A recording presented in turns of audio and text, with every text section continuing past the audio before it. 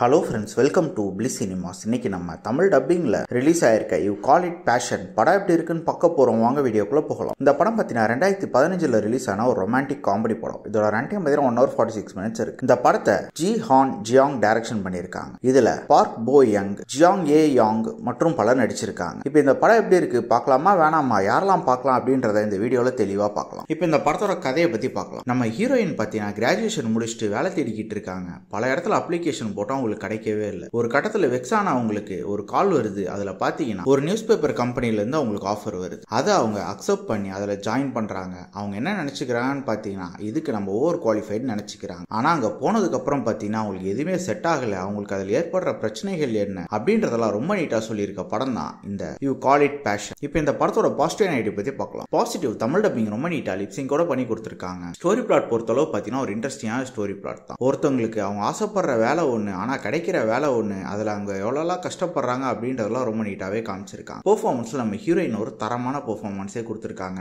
அவங்கள ஃபாலோ பண்ணாலே இந்த படத்தை பார்த்து முடிச்சிடலாம். அதே மாதிரி பாத்தீங்கன்னா இந்த படத்துல அங்கங்க வர காமெடி போர்ஷன்ஸ் ரொம்ப நீட்டாவே ஒர்க் அவுட் ஆயிருக்கதான் செய்யும். கிளாஸ் பொறுத்தளவு பாத்தீங்கன்னா சவுண்ட் எஃபெக்ட்ஸ் பிஜிஎம் எல்லாம் நல்லாவே இருக்கு. சினிமாட்டோகிராஃபியும் தரமா பண்ணி கொடுத்திருக்காங்க. இந்த படத்தோட மிகப்பெரிய நெகட்டிவ் பாத்தீங்கன்னா கேரக்டர் ரைட்டிங் தான். ஹீரோயின் கேரக்டரை தவிர யாரோட கேரக்டருமே பெருசா எழுதல. யாரோடவே நம்மளால மிங்கிள் ஆகி உட்காந்து படத்தை பார்க்க முடியல. ஸ்கிரீன் பிளேயாவது படத்தை இன்ட்ரெஸ்டிங்கா எழுதி எடுத்திருப்பாங்களான்னு பார்த்தா அதுவும் கிடையாது. படம் பயங்கரமா லேக் அடிக்குது. காமெடி போர்ஷன்ஸ் எல்லாமே பயங்கர கிரிஞ்சா இருக்கு. அதனாலேயே படத்தை நம்மளால உட்காந்து பார்க்க முடியல. பல சீன்ஸ் பிரெடிக்டபிளாவும் லேகிங்காகவும் தான் இருக்கு. ஓவராலா பார்த்தீங்கன்னா ஒரு பிளேயர் ரஜனா படம் தான். வேணும்னா ட்ரை பண்ணி பாருங்க. இன்னொரு வீடியோல சந்திக்கலாம். தேங்க்யூ.